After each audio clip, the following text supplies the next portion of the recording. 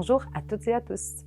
Nous sommes heureux de vous accueillir dans notre nouveau rendez-vous des fondamentaux en promotion de la santé. Aujourd'hui, nous vous présentons la synthèse « Inscrire ses actions dans une démarche participative ».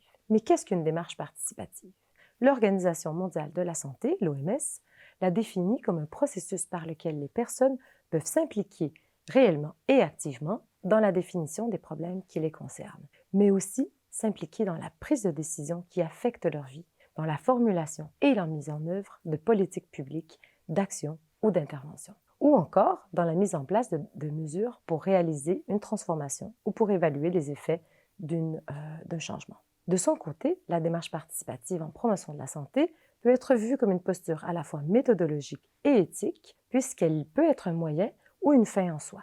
Mais il nous semble important ici de rappeler qu'elle vise toujours la même finalité générale: construire un modèle social où sont créés et maintenus dans le temps les conditions permettant aux citoyens et aux citoyennes d'exercer plus de contrôle sur leur santé et leur bien-être.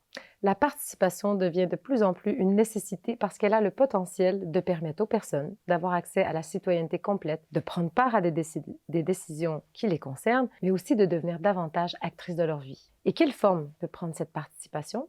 Il existe une multitude de façons de participer ou d'organiser la participation au travers de stratégies qui permettent de déterminer la forme et le degré de participation. Elle relève aussi de dispositifs qui sont à la fois complexes, émouvants et qui se redéfinissent sans cesse.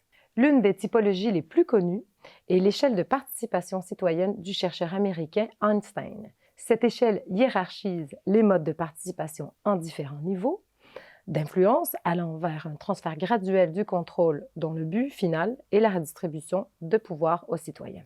Ainsi, la participation peut prendre des formes très différentes les unes des autres, allant de l'information à la co-construction ou encore l'autonomisation.